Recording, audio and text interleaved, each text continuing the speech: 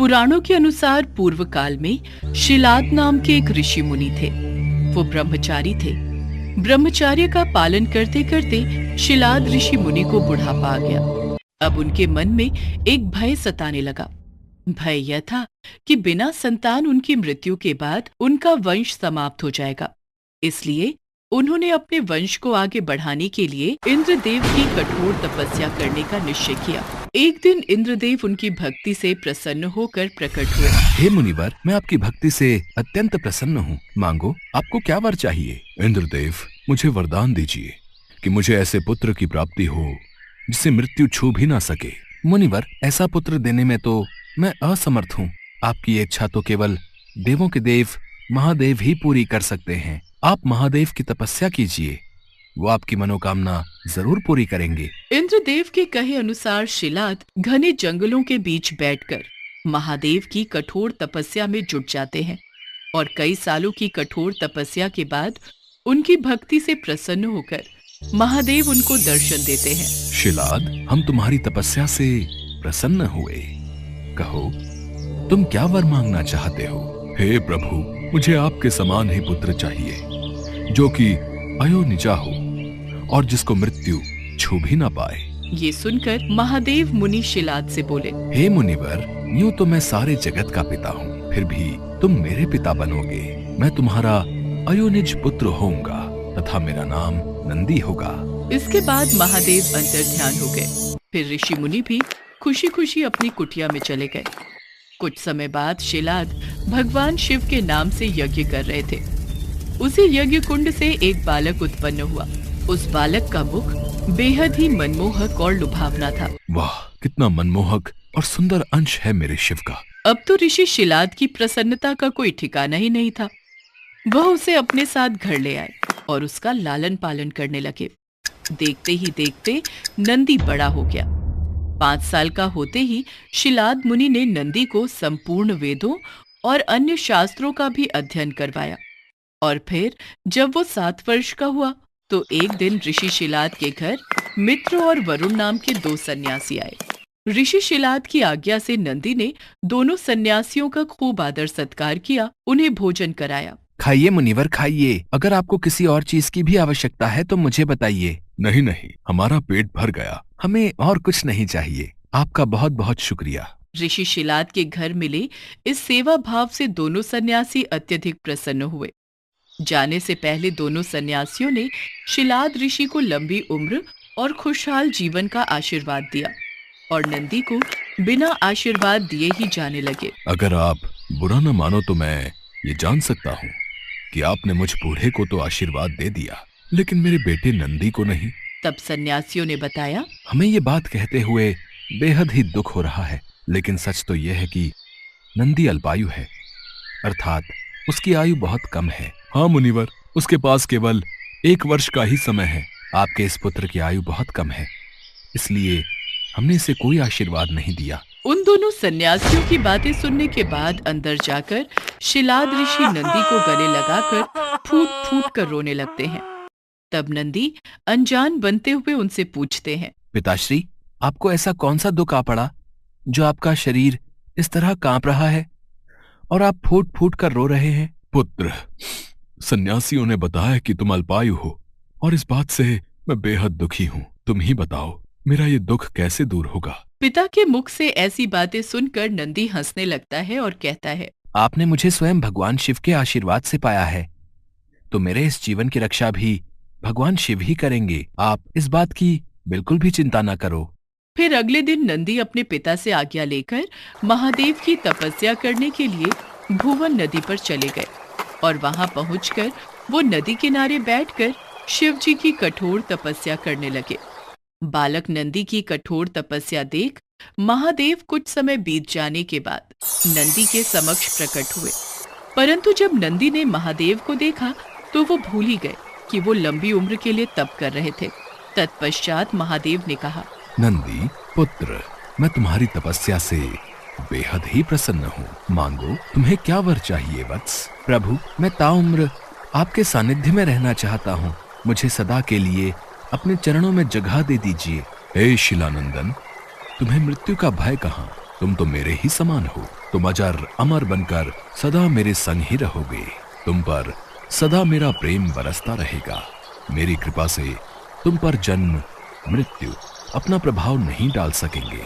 तत्पश्चात शिवजी ने पार्वती माता से कहा, हे देवी, मैं नंदी का अभिषेक करके इसे गणाध्यक्ष बनाना चाहता हूँ। इस विषय में आपकी क्या राय है? महादेव, आप नंदी को गणाध्यक्ष पद प्रदान कर सकते हैं, क्योंकि परमेश्वर यह शिलानंदन मेरे लिए पुत्र सरीखा है। इसलिए नाथ, ये मुझे बहुत ही प्यारा है। महादेव ने अपने अतुल बलशाली गणों को बुलाकर उनसे कहा, गणनायकों, आज से ये नंदीश्वर तुम लोगों का स्वामी होगा। मैं धन्य हो गया प्रभु, मैं धन्य हो गया। इस प्रकार नंदी के समर्पण से प्रसन्न होकर भगवान शिव ने नंदी को पहले अपने गले लगाया और उन्हें बैल का चेहरा देकर उन्हें अपने वाहन, अपने गुणों में सर्वोत्तम के रूप में स्वीकार कर लिया। और तभी से शिव जी की मूर्ति के साथ नंदी की प्रतिमा भी स्थापित की जाती है। ऐसा माना जाता है कि शिव जी तो हमेशा ध्यान में लीन होते हैं, वो हमेशा समाधि में रहते हैं। इसलिए नंदी के कानों में बोलकर उनके भक्तों की आवाज उन तक नंदी ही पहुंचाते हैं। एक समय की बात है, भानुपुर नामक गांव में शंभू नाम का एक किसान रहता था। शंभू भगवान शिव का बहुत बड़ा भक्त था। रोजाना सुबह उठकर भगवान शिव के मंदिर में जाना और शिव जी की मूर्ति के साथ शिवलिंग की पूजा करना उसका नियम था। शंभू के पास मोती नाम का एक पालतू बैल था, जिससे शंभू अपने खेत में हल जोतता था। मोती शंभू के लिए मानो तो परिवार का सदस्य ही था। माधवी, ये देखो, आज मैं अपने मोती के लिए कितनी हरी हरी घास और चारा लाया हूँ, पर ये मोती है कहाँ? खूंटी से तो बंधा नहीं हुआ। कस्तूरी ले गई है उसे घुमाने। मोती की आदत को बिगाड़ दिया है तुम्हारी बिटिया ने, और मोती भी कम नहीं है। जब तक शाम के वक्त कस्तूरी उसे पूरे गांव में घुमाने ना ले जाए, उसे भी चैन नहीं आता। लो, आ गई तुम्हारी लाडली। बापू, मोती को बहुत जोरों की भूख लगी है, आप क्या लाए हो? ये देख, मैं अपने मोती के लिए हरी हरी घास, पेड़ पौधों की टहनियाँ और सूखा चारा लाया हूँ। ये ले मोती बेटा, आराम से खा। मोती चारा खाकर कितना खुश हो रहा है माँ बापू। मेरा बच्चा, मेरा मोती, ये तो हम सबकी जान है। मोती बैल शंभू और उसके परिवार का लाडला था। मोती खेतों को जोतने में शंभू की बहुत सहायता करता था। लगभग सारा काम खेतों का शंभू मोती की सहायता से निपटा लेता था। कुछ गांव के लोग शंभू की सफलता से जलते थे, जिनमें से एक था हरिया, जो शंभू से बहुत ईर्ष्या करता था। ऐसे ही एक दिन, अरे शंभू, तू सुबह शाम शिव मंदिर में पूजा ही करता रहता है? कुछ देर अपने दोस्तों के साथ भी समय बिता लिया कर। शाम का वक्त है, आ जाता हूँ घड़ी, हमारे साथ भी कुछ खा पी ले। नहीं हरिया भाई, मैं ये सब नहीं लेता हूँ। मैं तो बस भगवान शिव का भक्त हूँ और उन्हीं की पूजा में अपना समय बिताता हूँ। मुझे उसी में खुशी मिलती है। हरिया भाई, मैं देख रहा हूँ शंभू तुम्हारा अपमान कुछ ज्यादा ही करने लगा है। हाँ, तुम उसे 2 घड़ी अपने पास बैठने के लिए कहते हो और वो तुम्हें साफ लफ्जों में मना करके हमेशा चला जाता है। तुम क्यों उसे बार बार कहकर अपनी इज्जत गिरवाते हो भाई? हैं? हरिया गुस्से में घर आ जाता है। कुछ दिनों बाद शंभू की बेटी के रिश्ते की बात चलती है और लड़के वाले कस्तूरी को देखने आते हैं। देखो शंभू भाई, मैंने तुम्हारा गांव में बहुत नाम सुना है। तुम्हारा परिवार भी बहुत अच्छा है और हमें कस्तूरी बिटिया जैसी बहू ही अपने बेटे के लिए चाहिए। एक काम करते हैं, शादी के लिए 3 महीने बाद का कोई अच्छा मुहूर्त देखकर तारीख रख लेते हैं। क्यों, ठीक रहेगा ना? अब लक्ष्मीचंद जी, जैसा आप ठीक समझे। लड़के वाले कस्तूरी से रिश्ते की बात पक्की करके चले जाते हैं।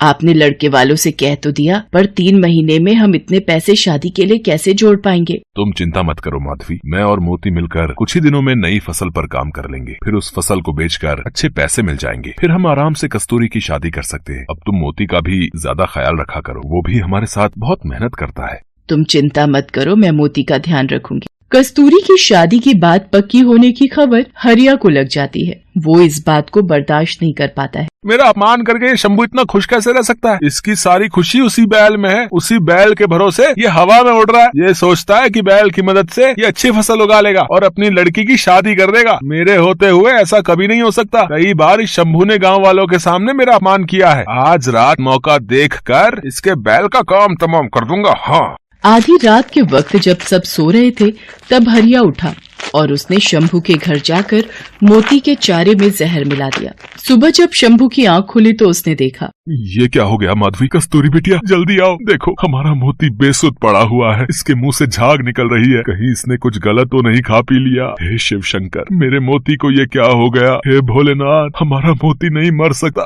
इसे कुछ नहीं हो सकता। बाबा मोती को क्या हो गया? मोती कुछ बोल क्यों नहीं रहा? हे भोलेनाथ, ये क्या अनर्थ हो गया? हमारा मोती इस दुनिया से कैसे जा सकता है? हमारा मोती, हमारा बच्चा। मोती के मर जाने से शंभू, माधवी और कस्तूरी तीनों का बहुत बुरा हाल था। एक दिन शंभू भगवान शंकर के मंदिर में सिर पटक पटक कर खूब रोया। हे ईश्वर, मेरे मोती को क्या हो गया? मुझे मेरा मोती वापस दे दो प्रभु। मैंने आपकी हमेशा सच्चे मन से पूजा की है, मेरे मोती को आप ऐसे नहीं छीन सकते। यदि मैंने सच्चे मन से आपकी पूजा की है तो प्रभु मेरे दुख दूर करो, मेरे मोती को वापस भेज दो प्रभु। शंभू भगवान शंकर की मूर्ति के आगे बिलक बिलक कर रो रहा था। तभी उसे मंदिर के द्वार पर एक बैल आता दिखाई दिया, जो देखने में बिल्कुल मोती के जैसा ही था। मोती? हे ईश्वर, ये बैल तो बिल्कुल मेरे मोती जैसा है, आसपास तो इसका कोई मालिक दिखाई नहीं दे रहा, ये कहाँ से आया है? हे प्रभु, ये आपकी कैसी लीला है? आपने मेरे लिए मेरे मोती जैसा हूबहू एक बैल भेज दिया। शंभू भगवान शंकर का आशीर्वाद मानकर खुशी खुशी उस बैल को घर ले आता है और आकर सारी बात माधवी और कस्तूरी को बताता है। बाबा, ये बैल तो बिल्कुल हमारे मोती जैसा है। मुझे तो ऐसा लगता है भगवान शंकर ने हमारे मोती को वापस भेज दिया है। देखो बाबा, ये मुझे पहचानता है, मेरे हाथों से चारा भी खा रहा है। हे शिव शंकर, आपने इस बैल को भेजकर हमारे सारे दुख दूर कर दिए, वरना मोती के बिना तो हम बिल्कुल अकेले हो गए। मोती के रूप में उस बैल के आ जाने से शंभू की सारी परेशानी दूर हो गई थी। मानो उस बैल में ऐसा क्या जादू था कि मोती जब शंभू के साथ उस बैल से हल जोतता तो मिनटों में काम पूरा हो जाता। कुछ ही दिनों में शंभू के खेत फसल से लहराने लगे। फसल पककर तैयार हो गई। शंभू ने उसे अच्छे दामों में बाजार में बेच भी दिया। कस्तूरी की शादी के दिन नजदीक आ रहे थे। शंभू उस बैल की मदद से खेत पर बहुत जल्दी काम करने लगा था। ये बात जब हरिया को पता चली तो उसने दोबारा अपनी चाल चलने की सोची। शंभू की तो खुशी का ठिकाना ही नहीं है, बड़े जोर शोर से अपनी बेटी की शादी की तैयारियां कर रहा है। इसके पास दूसरा बैल जब से आया है तब से ये ज्यादा खुश दिखाई दे रहा है। मुझे इसके दूसरे बैल को भी मारना होगा। सब सो चुके हैं, जल्दी से इस बैल के चारे में जहर मिला देता हूँ, ये भी मोती के पास ऊपर पहुँच जाएगा। हरिया जैसे ही उस बैल के पास जाता है, बैल मानो किसी जादुई शक्ति से अपनी रस्सी खोल लेता है और हरिया के पीछे भागने लगता है। हरिया चिल्लाता है, कोई बचाओ, बचाओ, मुझे ये बैल मार देगा, मुझे मार देगा, मुझे माफ कर दो, मुझे माफ कर दो, मैं ऐसी गलती दोबारा नहीं करूँगा। मोती बेटा रुक जाओ, हरिया के पीछे मत भागो। शंभू भाई, मुझसे गलती हो गई, मैंने ही तुम्हारे पहले बैल को जहर देकर मारा था, मैं इसे भी जहर देकर मारने वाला था, पर पता नहीं ये बैल कोई जादुई बैल है, इसने अपनी रस्सियां खोल ली और मेरे पीछे भाग पड़ा। इससे कहो मुझे माफ कर दे, मैं आज के बाद कभी भी किसी के साथ गलत नहीं करूँगा। जैसे ही हरिया अपनी गलती मानता है, वो बैल शांत हो जाता है और वापस शंभू के पास लौट आता है। गांव के लोगों की सलाह पर हरिया को उस गांव से निकाल दिया जाता है। हरिया को उसके किए की सजा मिल जाती है। शंभू धूमधाम से अपनी बेटी कस्तूरी की शादी करता है। शंभू और माधवी उस बैल को भगवान शंकर का आशीर्वाद मानकर उसके साथ खुशी खुशी रहने लगते हैं।